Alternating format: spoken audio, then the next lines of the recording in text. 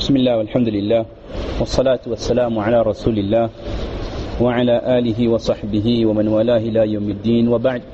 سبحانك لا علم لنا إلا ما علمتنا إنك أنت العليم الحكيم. رب زدنا علما يا كريم، رب زدنا علما يا كريم، رب زدنا علما يا كريم. رب اشرح لي صدري ويسر لي أمري واحلل عقدة من لساني يفقهوا قولي. عن أبي هريرة رضي الله عنه عن النبي صلى الله عليه وسلم أنه قال: 7 يظلهم الله تعالى في ظله يوم لا ظل إلا ظله، إمام عادل، وشاب نشأ في عبادة الله، ورجل قلبه معلق بالمساجد، ورجلان تحابا في الله اجتمعا عليه وتفرقا عليه، ورجل دعته امرأة ذات منصب وجمال فقال إني أخاف الله، ورجل تصدق بصدقة فأخفاها حتى لا تعلم شماله ما تنفق يمينه، ورجل ذكر الله خاليا ففاضت عيناه. Mes chers frères en islam, dans ce hadith d'Abu Huraira radiyallahu anhu, notre prophète alayhi salatu wassalam nous explique qui sera l'élite le jour de la résurrection. Là on est en train de parler de la crème des crèmes, les meilleurs des musulmans. Ça, quand on lit ce hadith, nos cœurs doivent trembler. Ceux qui comprennent l'arabe, ils ont compris. On va traduire. Quand on lit ce genre de hadith, on doit avoir raghba, l'envie de faire partie de ces 7 catégories de personnes. Ce hadith-là, on l'avait annoncé, on va avancer un petit peu, il y aura plus de baraka si on est proche. On avait annoncé, on avait abordé ce hadith la semaine dernière à travers le chapitre quelle sera la situation des atqiya le jour de Qiyamah, les gens qui ont vécu dans la crainte d'Allah. On avait vu avant ça, bien avant ça, pendant un trimestre, quelle sera la situation des pécheurs le jour de Qiyamah. La personne qui a vécu dans le rafla, dans l'insouciance, tout ce qu'il a envie de faire, il fait. Il a envie de manger ça, il mange. Il est halal, pas halal, il mange. Il a envie de boire telle chose, il boit. Il a envie de sortir avec cette fille, il trouve cette fille jolie, il va la draguer, il va sortir avec elle. Il y a quelqu'un qui lui dit quelque chose, il va l'insulter, il va l'humilier, il va faire son ribat, bohtan, namima. Il va vivre comme il veut, sans qu'il y ait de limite entre le halal et le haram. Hal yastawi hada wa hada. Est-ce qu'on peut comparer une personne qui vit, comme on vient de le décrire, avec quelqu'un qui vit de ce dunya, avec la pensée d'Allah en permanence dans son cœur, avec la crainte d'Allah? Aux horaires des prières, il est aux prières, il vient à la salat. Lorsque ses parents lui disent quelque chose, quelle que soit la nature de ses paroles, ça peut être des reproches ou quoi que ce soit, il sait qu'il a devant lui son papa, sa maman. Il sait qu'il a devant lui quelqu'un de plus âgé qu'il doit respecter. Il sait que quand il mange, il regarde ce qu'il mange. Quand il boit, il analyse qu'est-ce qu'il va boire. Quand il parle avec les gens, il réfléchit comment il va parler. C'est-à-dire, il vit avec la présence d'Allah dans son cœur. Alors vous voyez mes chers frères, Allah il est adl et hakim. Allah est juste et Allah est sage. Et dans sa justice et sa sagesse, il a décrété que, hadith qu'on avait expliqué l'autre fois aussi, que celui qui vit dans ce monde avec insouciance, le cœur léger, mais dans le mauvais sens du terme. Le cœur léger, c'est-à-dire sans crainte du akhirat, sans penser au paradis, à l'enfer, à la résurrection, la rencontre avec Allah, il fait ce qu'il veut, comme on a dit. Celui-là, il a la garantie de la part d'Allah, la garantie, la promesse de la part d'Allah, que le jour de Qiyamah, il sera dans des difficultés. Il n'aura pas le cœur tranquille. Il aura difficulté sur difficulté, il aura l'angoisse de son cœur. Tandis que celui qui vit dans ce dunya, avec la crainte d'Allah dans son cœur, il vit dans ce monde avec ce qu'on appelle la taqwa. La taqwa, c'est avoir la conviction qu'Allah m'observe. Et c'est la réalité. Allah observe chacun de ses serviteurs. Même s'il y a 3 milliards ou 4 milliards ou 5 milliards de musulmans, plus d'autres créatures qu'Allah seul le sait, Allah observe chacun d'entre nous. Parce qu'Allah, il est sami' et Allah, il est basir. Allah entend tout et Allah voit tout. Et Allah ya'lamu ma fil qulub. Et Allah sait ce qu'il y a dans les cœurs. Même si je ne dis rien, je ne fais rien, j'ai une mauvaise pensée, Allah il sait ce qu'il y a dans mon cœur comme pense. Même si 10 milliards de personnes sont en train de penser différentes choses au même moment, Allah il sait ce qu'il y a dans le cœur de chacune de ses créatures. Parce que lui c'est Allah. Il est au-dessus de tout le monde. Allahu khaliqu kulli shay, notre khaliq, notre créateur, notre malik, notre raziq, et c'est Allah qui est au-dessus de tout. Et Allah il connaît ce qu'il y a dans les cœurs. Ça c'est le ilm d'Allah, la science d'Allah. Ça c'est incomparable. Le terme ilm, c'est un mot qu'on utilise pour les makhlouqat, mais quand on parle du ilm d'Allah, c'est un autre niveau. Donc, dans la justice d'Allah, celui qui a vécu avec la crainte d'Allah dans son cœur, Allah lui promet la tranquillité le jour de Qiyamah. Impossible que quelqu'un vive avec la crainte d'Allah dans son cœur et que le jour de Qiyamah, cette personne soit inquiétée ou angoissée. Non. Allah lui garantit la quiétude, la tranquillité. Donc ça c'est, en introduction on avait expliqué que maintenant quelle est la situation, deuxième partie, après avoir vu les pécheurs et les conséquences de chacun des pécheurs au jour de la résurrection, quelle sera la situation envieuse des muttaqin, des gens qui ont vécu avec l'amour d'Allah, la crainte d'Allah dans leur cœur. Et ça, ce n'est que c'est bonne nouvelle sur bonne nouvelle. Et il est tout à fait normal de commencer ce chapitre avec le plus beau des hadiths concernant l'au-delà. Ce hadith, pourquoi on dit que c'est le plus beau? Parce que celui qui fait partie de ces gens-là, il sait qu'il a le paradis assuré.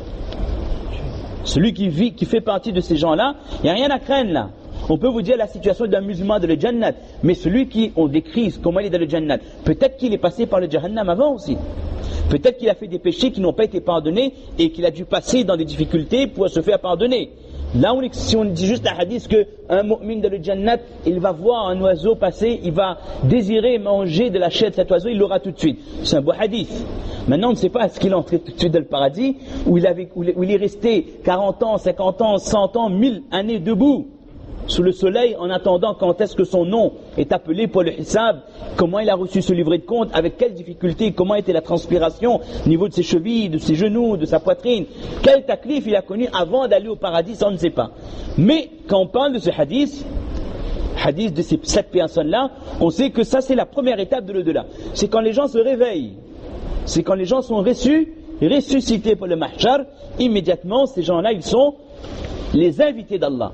Et s'ils sont les invités d'Allah dès la résurrection, ça veut dire que toutes les autres étapes, c'est, subhanallah, dans les mains d'Allah, sous la protection d'Allah, jusqu'à ce qu'ils accèdent à leur demeure au Firdaus ou au Jannah, quels que soient les niveaux du paradis. Alors ce hadith qui est magnifique, qui nous fait rêver, c'est hadith dans lequel Abu Huraira rapporte que le prophète m'a dit que cette catégorie de personnes seront sous l'ombre du trône d'Allah le jour où il n'y aura aucun ombre si ce n'est l'ombre du trône d'Allah.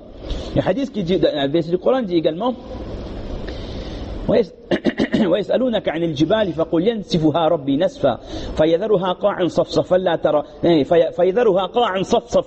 لا ترى فيها عوجا ولا أمتا.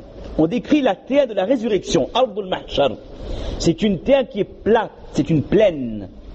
Il n'y a pas d'endroit surélevé, il n'y a pas de crevasse, il n'y a pas d'ombre aussi. Et quand on dit que le soleil est au-dessus de la tête des gens, ça veut dire que ce soleil, il couvre toute la terre du mahshar. Il n'y a pas une personne qui peut se protéger de ce soleil, à l'exception de celui qui est sous l'ombre du trône d'Allah Azza wa Jal. C'est pour ça qu'on dit que yawma la dhilla illa dhillu. Le jour où il n'y aura d'autres ombres, si ce n'est l'ombre du trône d'Allah Azza wa Jal.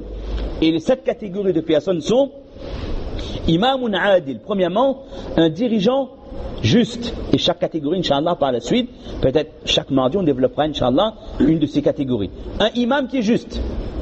Imamun Adil. Quand on parle de imam, c'est pas celui qui officie, hein, c'est le dirigeant. Celui à qui Allah a accordé la responsabilité. Wa shabun nasha'a fi ibadatillah. Un jeune qui a grandi dans l'adoration d'Allah. Un jeune qui, depuis son jeune âge, et on comprend qu'on parle d'un jeune. Qui dit jeune dit tentation. Qui dit jeune dit shahawat, hawa. Les désirs, les pulsions. D'accord? Ce jeune-là, qui a vécu dans l'adoration d'Allah. Comprenons que c'est un jeune qui n'a pas connu les péchés. Qui a su se protéger du haram pour vivre comme Allah le voulait. Mais ça, on va expliquer en détail, Inch'Allah. Une personne dont le cœur est attaché aux mosquées. Une personne qui vit pour Allah. Ensuite, 2 personnes, rajulan tahabba fillah, des gens, 2 personnes qui s'aimaient pour Allah. Ils se rencontrent, ils se séparent pour Allah. C'est-à-dire, avant de l'amitié extrêmement sincère, pour Allah, pas par intérêt. Rajulun da'athu, on a déjà dit en arabe, une personne, un homme, qui reçoit une invitation de la part d'une femme. Imra'a, pas n'importe qui, hein. Une femme, pas une femme de la rue, une femme de la haute société, une femme de grande famille et d'une grande beauté. Différence entre quelqu'un de la rue qui vous appelle et quelqu'un qui a un statut social qui vous appelle. 2 choses différentes. D'accord? Une femme d'un statut social, un certain statut, et d'une grande beauté qui invite un homme vers le zina. Mais cet homme-là, il dit Inni akhafullah. Il s'abstient uniquement par crainte d'Allah. C'est pas parce qu'il y a des gens qui le voient, c'est pas parce qu'il habite en face masjid, c'est pas parce que non. Il aurait pu le faire sans souci, sans problème, sans opposition, mais la seule chose qui l'empêche de faire le zina, l'adultère, c'est quoi? C'est la crainte d'Allah. Avant-dernier, une personne qui donne la sadaqa, qui donne le chemin d'Allah avec tellement de sincérité et qui cache sa bonne action à un tel point que sa main gauche ne sait pas ce que sa main droite a donné. C'est une expression qu'on utilise en français aussi. Ça montre comment la personne était sincère. Il a donné, mais il ne fait pas tapage. C'est pas qu'il va écrire un article dans le J et tout que j'ai donné tant de choses à tel machin, non. Ou alors il va donner devant tout le monde, venez voir, je donne. Non. Il donne avec sincérité. Alors ça franchement, c'est une personne qui, de la solitude, il fait le dhikrullah, il pense à Allah, il pense à son Seigneur, et tellement son cœur brûle d'amour et de crainte d'Allah qu'il se met à pleurer. C'est pas qu'il pleure parce qu'il a une mauvaise nouvelle, hein. C'est pas parce qu'il pleure ses enfants sont malades ou il y a un accident, non. Il pleure parce qu'il pense à son Seigneur. Il lit le Coran, description du paradis et de l'enfer, il pense à Allah et les larmes coulent de ses yeux. C'est pas non plus qu'il pleure parce que l'imam lit bien, ça le touche. Non. On ne parle pas de la beauté de la lecture ou autre chose, non. On parle de ce que le cœur ressent en pensant à Allah Azza wa Jal. Donc, ces 7 catégories de personnes-là seront invitées le jour de la résurrection pour être sous l'ombre du trône d'Allah subhanahu wa ta'ala. Allahumma ja'alna minhum. Qu'Allah nous accorde la possibilité de faire partie d'une, voire de plusieurs catégories de ces personnes. Et entre nous, mes chers frères, si on regarde les 7 catégories de personnes, à l'exception de la première catégorie, les 6 peuvent nous concerner. Et les 6 sont accessibles.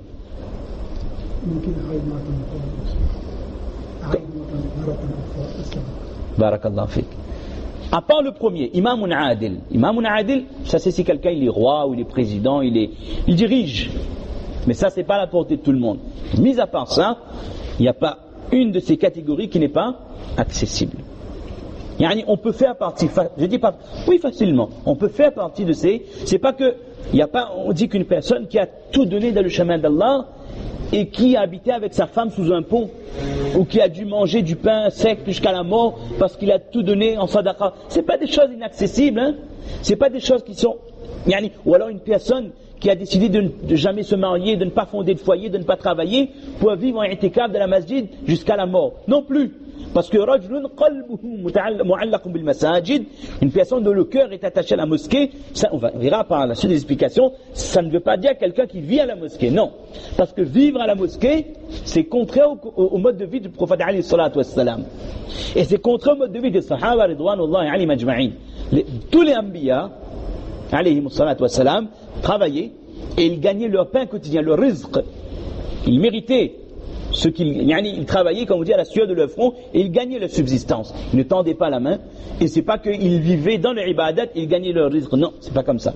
Parce qu'il y a une sunna, il y a une manière qu'Allah a organisé la création. Donc, pour revenir à ce qu'on est en train de dire, il n'y a rien qui est inaccessible là-dedans. Un jeune qui grandit dans l'adoration d'Allah, c'est impossible ça?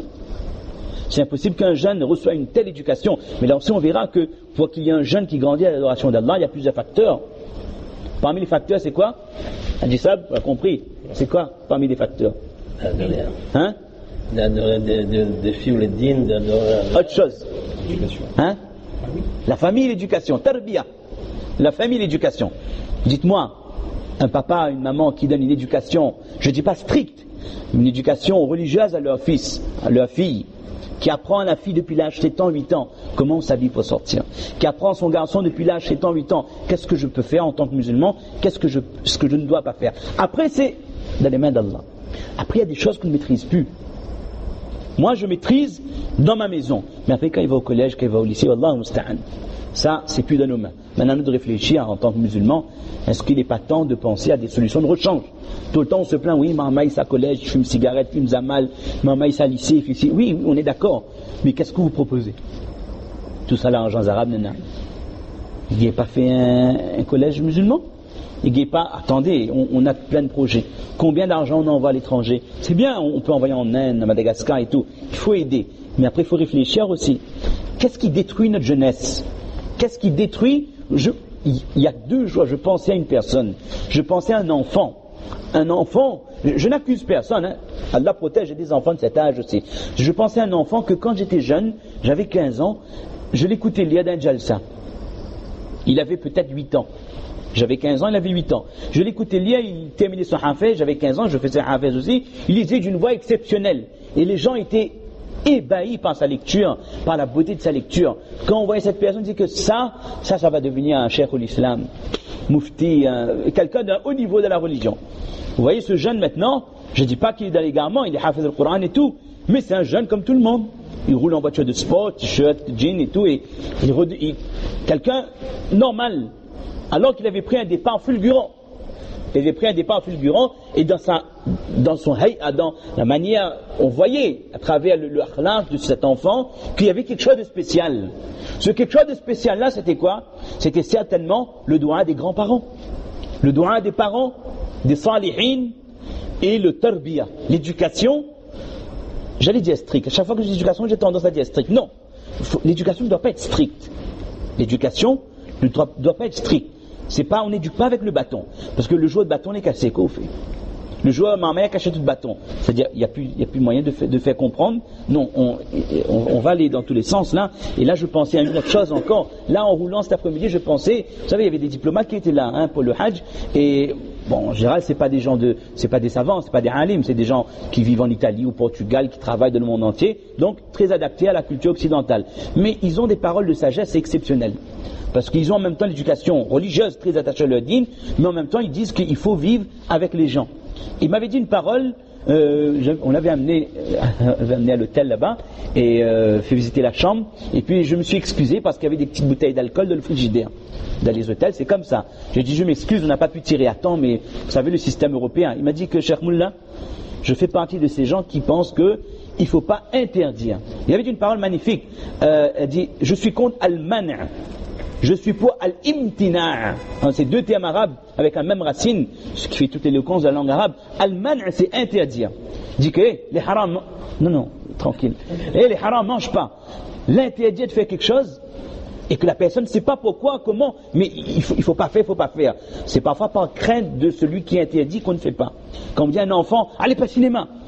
Allez, pas de cinéma, vous savez quoi raconte. Qui c'est que ça, pas de cinéma de nos gens? Longtemps, on donnait ces exemples, maintenant c'est décalé. Si un enfant fait ça cinéma, samedi soir, c'est qu'il est tranquille. C'est quand il s'Saint-Gilles que c'est mauvais. On dit à un jeune, faut pas aller en boîte, c'est pas bon, c'est haram et tout. Et il fait un mali à clé le soir dans sa chambre, et s'il a sorti, tape à livre, passage à tabac, punition et tout. Cet enfant-là, c'est pas pourquoi on interdit. Il sait qu'il y a une répression. Si je fais, il y a des conséquences dans ma vie. On me frappe, on me punit, on m'interdit mon PSP, mon canal satellite, je sais pas, mes amis, je sors plus ce genre de choses, mon MSN, mon Facebook qui est vital quand même, sinon la tension il baisse, etc. Tout ça on m'interdit. Il sait que on n'a pas inculqué la crainte d'Allah là. Ça c'est al-man', ça c'est interdire. C'est des restrictions sans expliquer quel est le but, quel est le maqsad, quelle est l'intention, quel est l'objectif à travers cette interdiction. Ça c'est al-man'. Il me disait que moi je préfère al-imtina', qu'une personne s'éloigne du péché par conviction.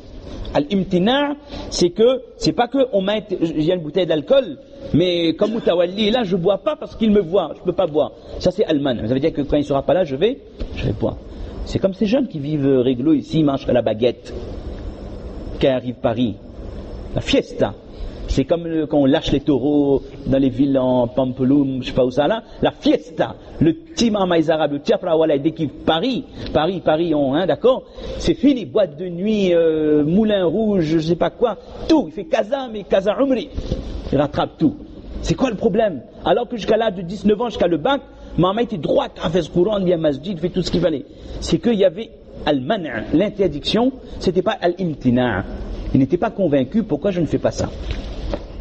Il m'explique, il dit que tandis que quelqu'un qui sait pourquoi je ne bois pas cette bouteille d'alcool, il m'a dit que moi j'habite en Arabie, c'est interdit, il n'y a pas d'alcool, d'accord? Donc, quand je peux quitter l'Arabie, j'arrive à Dubaï, grande surface d'alcool. Je peux me servir, je peux boire jusqu'à en devenir sous. Il a dit non, je ne le fais pas. Il a vécu au Portugal, il a vécu dans des pays. Il m'a dit c'est quoi? Il dit parce que on s'abstient, on s'éloigne du haram par conviction, par amour et crainte d'Allah. Et quand on a eu la conviction que je ne fais pas ça par amour et crainte d'Allah, parce que mon Khaliq, mon Razik, mon Seigneur l'a rendu, l'a décrété haram, et je ne pourrais pas m'approcher d'Allah sans éviter ce qu'il a rendu haram, il l'a interdit, alors celui qui a compris, qui a intégré ça, il ne touchera jamais ce péché. Qu'il soit seul, qu'il soit accompagné, ou même mal accompagné, il ne touchera jamais à ce péché. Il ne se laissera pas entraîner par ses amis non plus, parce qu'il a la conviction que ça c'est mauvais. C'est comme si que vos amis disent, on boit une bouteille d'eau de Javel, vous êtes fou. Même si tous les amis disent on va le faire, mais moi je sais, je bois ça, c'est un poison, ça va détruire je sais pas quoi mes organes et tout, je vais mourir dans 5-6 heures de temps. Il ne le fait pas, parce qu'il a la conviction que ça c'est mauvais pour lui. Il comprend, c'est pas qu'on l'a interdit. Pareil, d'une manière générale, on revient, si on retrouve le fil, on parlait donc du jeune donc, qui vit dans l'obéissance d'Allah. Le jeune qui vit dans l'obéissance d'Allah, ça passe par différents facteurs. Il y a le facteur tarbiya, le facteur éducation des parents, le facteur bi'a. En ourdou, il dit ça le mahol. Mahol, c'est quoi? C'est l'environnement qu'il y a dans la maison. Dans la maison, on lit les hadiths le soir, on parle d'Allah en permanence le soir, tout ça. Ça, c'est, il est déjà sur le trône d'Allah, là, hadith ça. Allah accepte. Dans une maison, il y a l'ambiance de din. L'enfant, ça crée des automatismes. Quand un enfant il voit que 5 fois par jour, c'est une petite fille, il voit sa maman, elle ouvre son moussalla, elle fait sa salat.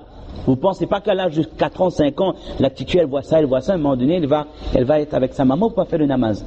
Le garçon il voit son papa, il va à la masjid, et quand il retourne, il fait sunnat à la maison, d'où l'importance de faire les sunnat à la maison, pour que les enfants voient le papa fait namaz. Sinon il ne sait pas, papa il sort. Est-ce que parti acheter de pain, parti il ne connaît pas. Mais quand il voit le papa il rentre, il fait salat, il fait vital, il fait sunnat, il sait, il voit. Il faut voir. Le visuel est important à cet âge-là, il faut qu'il voit. Mais s'il voit toute la journée maman devant télé, devant les séries brésiliennes, le papa quand il sort travaille le soir, il assise son cigarette, il regarde télé, les deux pieds comme ça, le madame il amène son manger dans le canapé, il mange, après il regarde son football, il regarde son match qui va le rendre bête, et puis il regarde son actualité, et puis il dort. Vous pensez que c'est un enfant qui, dans son cœur, sha'airillah, il va avoir ta'zim de sha'airillah, est-ce qu'il va avoir l'importance de l'adoration d'Allah, des symboles du din? Non. Quand il voit qu'il y a la lecture Coran dans sa maison, il y a dhikrullah, il y a lecture tilawat Coran, que la maman écoute des CD de Coran et tout, ça, c'est quelque chose. Tandis quand il voit que la maman écoute la musique, que la maman s'habille de manière indécente, il dit Allah musta'an. Donc tout commence avec le tarbiya et le bi'a, l'ambiance qu'il y a dans la maison. Après il y a d'autres facteurs. Là, on n'a plus main mise dessus quand l'enfant quitte la maison. Quand il quitte la maison vers la madrasa, on est tranquille, il n'y a pas de souci. Il est bien encadré, c'est dans un environnement musulman. Mais quand il va au collège, quand il va au lycée, vous pouvez lui donner la meilleure des éducations.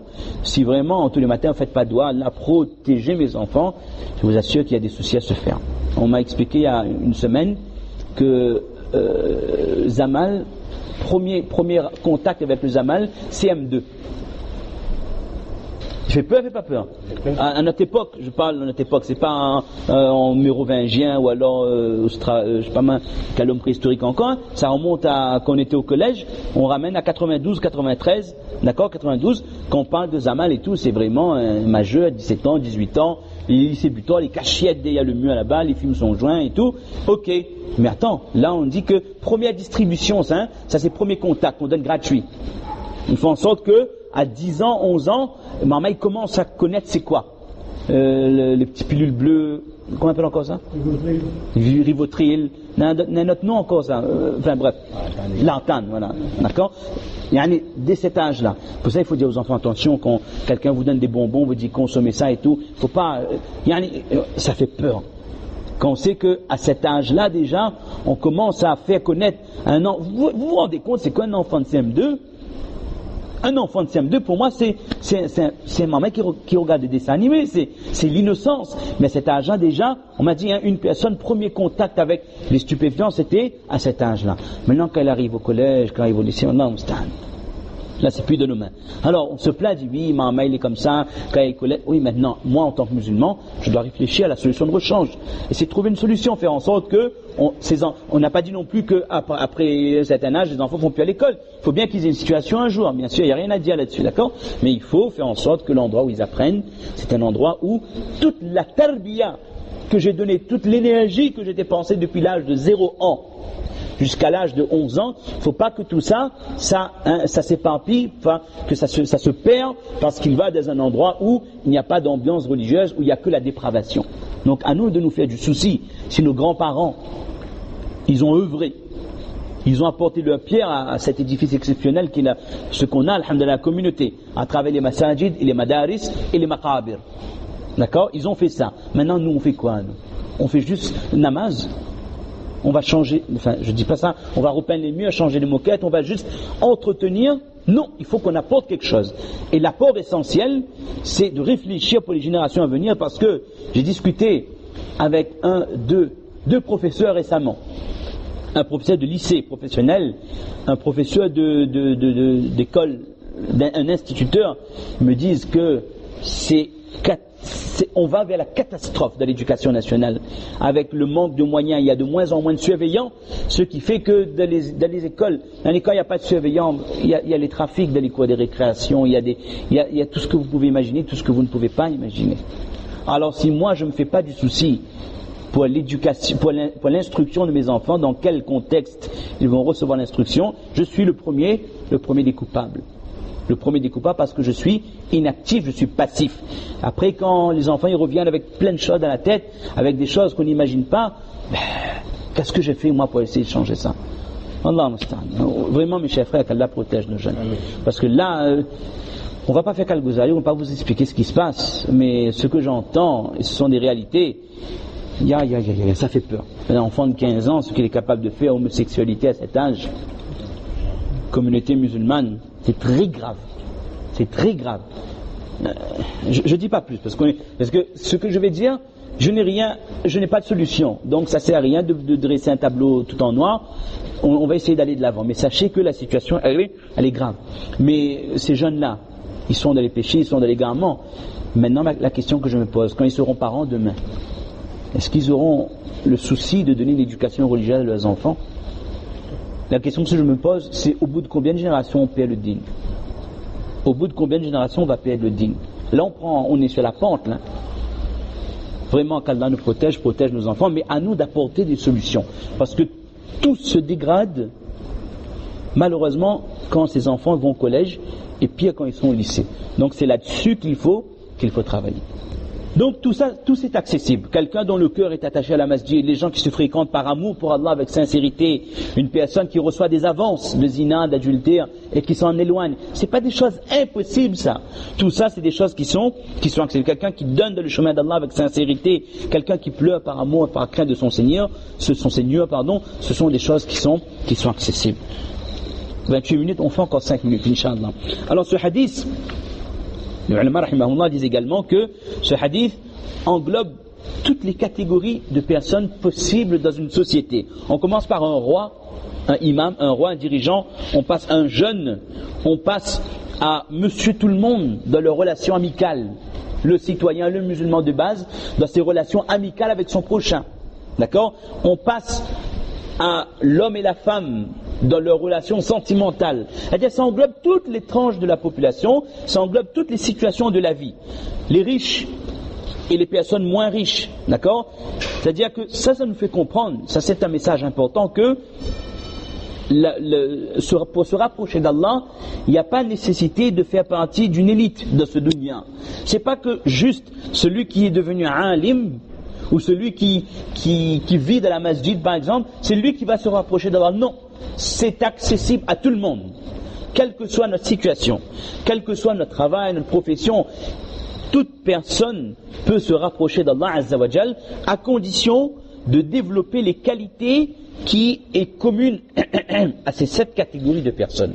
Et ces qualités-là, on va les détailler, Inch'Allah, la semaine prochaine ou la semaine d'ensuite. Ces qualités, c'est quoi? C'est l'amour d'Allah, la crainte d'Allah et le contrôle de son nafs. Vous allez voir qu'à travers ces 7 exemples, ces 7 catégories de personnes, on retrouve toujours ces 3 facteurs-là. L'amour d'Allah, la crainte d'Allah et muraqabatun nafs. C'est le contrôle de soi, contrôler son nafs. Faire en sorte de ne jamais obéir ses instincts, ses pulsions dans le haram. Toujours avoir la crainte, l'amour d'Allah, la pensée d'Allah dans son cœur. C'est ce qui réunit ces 7 catégories de personnes qui fait qu'ils sont devenus mukhlis, qui sont des exemples de sincérité. Alors si on peut traiter que d'un seul de ces points, et puis le reste sera pour la prochaine fois, Inch'Allah. Ar-raghbatu war-rahbatu fillahi wa min Allah. La première chose, le premier sifat, la première qualité qui est commune à ces 7 personnes, c'est l'amour et la crainte d'Allah et la pensée d'Allah en permanence. J'expliquais ça il y a quelques jours aussi dans un khutbah de Jum'ah, dans un bayan de Jum'ah, que être musulman, c'est pas juste ces 5 piliers. C'est pas juste que je fais ma salat et puis quand j'ai fini ma salat, je redeviens comme monsieur tout le monde. Non, c'est pas comme ça. Être musulman, c'est avoir toujours la pensée d'Allah de son cœur. Être musulman, c'est être toujours conscient qu'Allah Ta'ala m'observe mustawa ala al-arsh. Allah est sur son trône et il m'observe. Et Allah a mis des anges kiraman katibina ya'lamuna ma taf'alun. Ils sont là et ils écrivent tout. Chaque parole, chaque geste. Et dans certains hadiths, ils même disent chaque pas que le musulman il fait, ils écrivent ce pas-là, est-ce qu'il a été fait vers quelque chose de bien ou quelque chose de mauvais. Et je suis conscient également qu'Allah a créé des groupes d'anges qui se relaient matin et soir. Il y a un groupe d'anges qui le matin il vient sur le dunya, il observe l'être humain jusqu'au soir. Et au soir, ils remontent vers Allah et ils font le rapport. Et pendant ce temps, il y a un autre groupe qui descend le soir, qui va observer Imran, Ismaïl, Ibrahim, Ishaq, qui va remonter le matin pour dire à Allah comment il a passé la soirée, dans l'obéissance, de la désobéissance, de manière neutre.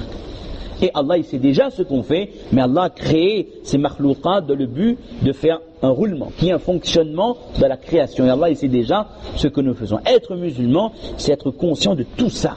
Et celui qui est conscient de tout ça, dites-moi, comment il peut encore faire un péché? Ça nous montre le décalage qu'il y a entre une pratique, je dirais pas aveugle, mais une pratique qui est devenue habitude, tradition, culture même parfois, et une pratique avec prise de conscience. Parce que comme je disais encore, on expliquait l'autre fois, un musulman qui a fait son salatul fajr en jamad, masjid, quand il va acheter le pain là, est-ce qu'il va pas faire la bise à la boulangère quand même? C'est pas possible ça. Quelqu'un il sort de masjid qui a fini bonnet, vous allez dire que je dis tout le temps la même chose, mais ça me choque. Ça montre le décalage qu'il y a entre la pratique et l'esprit du musulman. Quand quelqu'un il sort d'un ibadah, c'est pas que l'ibadah est fini, c'est pas quand j'ai fait assalamu alaykum wa rahmatullah, me dit le dernier langue bye bye, jusqu'à Zohar, écrit plus rien de dos et Zohar. Non, c'est que je reste mu'min dans la masjid, en dehors de la masjid, au travail, dans le bus, dans les embouteillages, quels que soient les endroits, je reste mu'min dans mon cœur. Je reste muslim. Et muslim, comme on a dit une fois, c'est quoi? On retrouve avec muslim istislamu lillah. Je suis soumis à Allah. Je vis pour Allah. Ce que je fais, je réfléchis toujours, est-ce qu'il y a l'accord, l'agrément d'Allah de ce que je fais, de ce que je vais dire? Ça, c'est le musulman qui a la pensée d'Allah en permanence dans son cœur. Et ça, comme on a dit, c'est la première des qualités qui est commune à ces 7 catégories de personnes. Le imam, le chef, le président, le roi, comment on appelle ça, le ministre, les gens à qui Allah a accordé un pouvoir. D'accord? Qui c'est qui les surveille, eux? Un roi, par exemple, un monarque.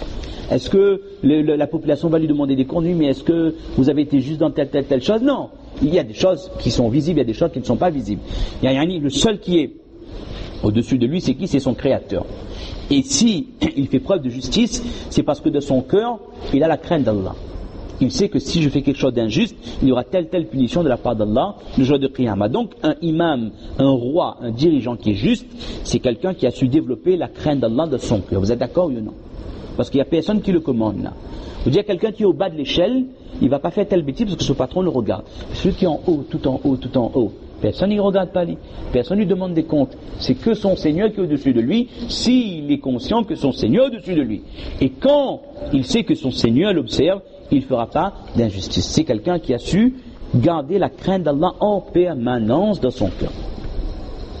Deuxième catégorie de personnes, le jeune qui a grandi dans l'adoration d'Allah. Ça, c'est l'exemple typique de la personne qui a su développer l'amour et la crainte d'Allah de son cœur et la pensée permanente d'Allah de son cœur. Parce que les péchés pour les jeunes, c'est innombrable. Musique, alcool, boîte de nuit, les relations haram, zina, masturbation, adultère, homosexualité, tout ça c'est... J'étais choqué quand on a fait le cours là-bas au lycée, il y a des questions et il y a un jeune qui pose une question, je pense qu'il y aurait des questions plus techniques sur la religion, sur la comparaison entre les religions, mais il y a un qui m'a demandé clairement quelle est votre position sur l'homosexualité. Vous en tant qu'imam, en tant que représentant des musulmans, qu'est-ce que vous pensez? On a expliqué la position claire et nette, d'accord, mais ça veut dire que pour un jeune, c'est pas pensable de dire que c'est quelque chose de contraire à la nature humaine, c'est quelque chose qui est pas acceptable moralement. Dire qu'il y a eu un tel discours, un tel martelage médiatique à travers Internet, à travers tout ce qu'on entend à la télé, qui a eu pour but de faire intégrer, de faire accepter l'homosexualité à la population mondiale, qu'une personne qui se pose à l'homosexualité, c'est quelqu'un qui est presque inhumain, c'est quelqu'un qui est dépourvu d'humanisme. Alors on ne va pas parler de ça parce que vous savez que c'est un délit de dire des choses pour l'homosexualité. Mais moi ce qui me fait peur, c'est qu'ils commencent à intégrer ça même dans l'éducation. Ils veulent faire comprendre aux jeunes dès le plus jeune âge. Il y avait même un dessin animé qui était prévu de faire passer aux primaires. À nos enfants de 7 ans, 8 ans, 9 ans, et puis je crois qu'il y a eu une ça n'a pas été accepté, mais il y avait un extrait, allez sur YouTube, essayez de retrouver. Bref, c'était pour faire comprendre aux enfants que un monsieur et un madame peuvent vivre ensemble, deux monsieur peuvent vivre ensemble, deux madames peuvent vivre ensemble également. Mais c'est terrible ça. Allez, vous allez dire que oui, de quel droit allez, quelqu'un est devenu grand, il a fait un choix. En tant que musulman, je lui fais le rappel. Après, c'est entre lui et Allah. D'accord? Mais ne venez pas dire à mes enfants qu'il pourra choisir quand il sera grand s'il voudra vivre avec une femme ou avec un homme. Ah non, là, c'est pas possible. Là. Non, là, c'est pas possible quand même. D'accord? Et dès le plus jeune âge, à notre époque, quand on était au collège, en quatrième, c'était l'éducation sexuelle. Là, c'était de nos jours, l'éducation sexuelle. Les enfants quatrième, ils peuvent faire cours à leurs professeurs. Ils connaissent plus de pratiques que les professeurs. Maintenant, l'homosexualité, c'est normal, ça. Wallah musta'an. Ça, c'est un des signes de qiyamah, ça. Ça, c'est un des signes de la fin des temps, quand iktifa'u rijal bil rijal wa iktifa'u nisa bil nisa. Qawmi Lut, amali qawmi Lut. C'est l'action par laquelle le peuple de Lut a été détruit. Maintenant, ça s'est développé, ça s'est, wallah musta'an, généralisé. Et à un tel point que, imaginez sur un plateau TV, quelqu'un il ose dire que moi je m'oppose à l'homosexualité. Ouh là là là là là. Wallah musta'an. Donc, ces péchés-là, les premiers à être exposés, ce sont les jeunes. Et ce jeune qui a grandi dans l'adoration d'Allah, c'est vraiment l'exemple typique de celui qui a eu la crainte d'Allah dans son cœur. On va aller un peu plus vite. Quelqu'un dont le cœur est attaché à la masjid, c'est quelqu'un qui a su développer l'amour d'Allah dans son cœur, qui fait que cette personne n'est pas allée dans les endroits haram, mais il consacrait son énergie uniquement à aller dans les endroits qu'Allah aimait. Et quand il y allait, c'était pas pour rencontrer des gens, rencontrer des amis ou pour tel projet, c'était uniquement pour l'adoration d'Allah. Il a développé la sincérité, l'amour pour Allah dans son cœur. On continue. Al-mutahabuna fillah, ceux qui s'aiment, qui se fréquentent pour Allah uniquement, et ça, c'est rare de nos jours. On fréquente notre prochain, souvent c'est parce qu'il y a un intérêt. Qu'est-ce que je peux gagner avec lui? Et quand je vois qu'il est hors jeu, ben voilà, l'amitié va s'arrêter à là. Quand quelqu'un est au poste, quelqu'un travaille à la préfecture, quelqu'un travaille au conseil général, conseil régional, la CAF et tout, nous connaît que bon, c'est bon camarade avec lui. Le jour il est à la retraite, il n'a plus de relation, n'a plus de contact, bon ben là aussi, la personne est sans intérêt. C'est pour ça que dans notre société, on n'aime pas les vieux. Ça c'est terrible ça. Alors que dans le din, je veux dire que vous allez dire que je dis plein de choses. Hein. Je montais au Moufia, je passais, c'est un quartier, il n'y a que des cités. Hein. Je passais près d'une cité, il y avait un immeuble, il y avait une petite cour. J'ai vu un vieux monsieur, un barbe blanc, un vieux monsieur. C'était pas un musulman bien sûr. Il s'asseyait comme ça, il était là tout seul. Il regarde les enfants jouer. Je regarde cet homme-là, je dis subhanallah, un vieil homme comme ça. On voit la tristesse de ses yeux. C'est quelqu'un qui doit... Je le regarde, ça a l'air d'être quelqu'un qui tous les matins il sort, il s'assoit et il attend le soir, il rentre. Il y a des gens qui sont comme ça. Il n'y a pas de famille, il n'y a pas d'enfants, ils ne sont pas visités. Et les enfants, ils sont à Paris, il y a un enfant, il dit je fais des films. Mais c'est à peu près la situation à notre époque dans la société occidentale. Maintenant, comparé à un vieux, une personne âgée, quelle est la considération pour cette personne dans le digne? Comment quelqu'un qui est âgé est aimé par Allah? Et comment est-ce que le prophète alayhi salatu wa salam recommande, ordonne et met en garde, pour ne pas dire menace, celui qui n'a pas de respect pour cette vieille personne, pour ça menace cette personne, laysa minna, que la personne ne fait pas partie de nous. celui qui n'a pas de pitié pour les petits et qui ne respecte pas les plus âgés. De nos jours, voyez les vieux, ceux qui sont pas dans la société où il n'y a pas iman. Quelqu'un qui est à la retraite, c'est quelqu'un qui est devenu inutile. Il n'apporte plus rien à la société. Au contraire, c'est lui qui a besoin de... comment on fait ça? Sa retraite, ses allocations vieillesse et tout. Ça, c'est l'ingratitude de la société. On a beaucoup de discours d'humanisme, de valeurs humaines, mais ces valeurs humaines-là, c'est tant que vous êtes actif. Quand vous êtes à la retraite, c'est fini, bye bye. Vous ne faites plus partie de la société, donc ces discours-là ne vous concernent plus. Alors que de le dire, c'est incroyable. Vous avez dit encore des histoires, mais que ce soit ce diplomate qui était venu ou celui d'avant, où il y avait une personne qui s'appelait Cheikh Arifi qui était venu, c'est pour vous montrer la différence qu'il y a entre le monde, entre des gens qui viennent d'un pays musulman et nous qui sommes musulmans avec une culture occidentale. Je vous parle de ces personnes qui étaient venues pour les visas, et ils viennent de Riyad, d'Arabie Saoudite, et à chaque fois je me prends des raclés avec eux. Une fois avec Cheikh Arifi qui était là, on était invité à prendre un petit déjeuner chez mon père, et mon père, bon, comme personne âgée, il prend un peu de temps avant de venir à table. Bon, ok, et je me suis dit, Cheikh Allah, on s'assoit, on commence, boire un peu le thé.